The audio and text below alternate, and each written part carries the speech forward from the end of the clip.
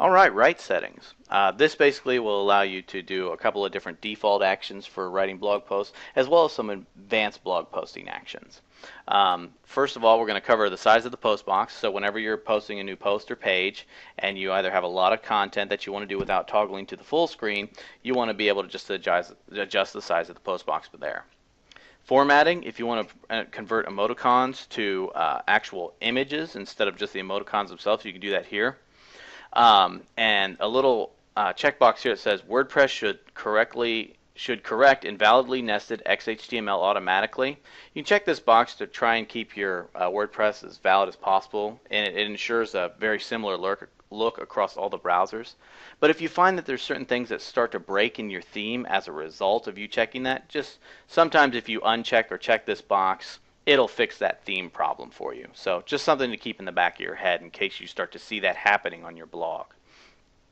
Your default post category and link category, basically if you're posting in one section more than any others, you can set a default there and it'll kind of save you a step every time you're posting. Remote publishing. There's remote publishing software out there that allow you to publish from your desktop, and it'll send it to your server automatically. The software will usually give you instructions on how to do this, but whenever that happens, you need to be able to enable it in WordPress itself. And this is the section where you go to do that.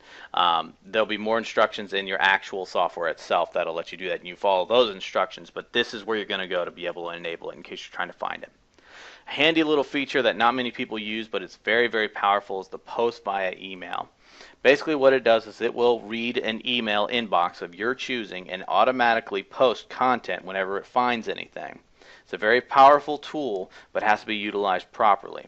You want to set it to a very secret email address that nobody knows about, and not even like an admin or anything like that. Just something that absolutely no one knows and is never used for anything else. So whenever you're sending an email or something like that to that box, it'll automatically get published on your blog for you, which is a very powerful tool. The subject will automatically become the title, and the body and the message will automatically become the content of your blog post. And that is posting via email.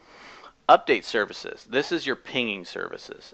Things like Ping-O-Matic and Ping-Goat and all those different things that will notify search engines and linking services and site updating services. All those can be notified every time that you do a post if you put the update service link in here.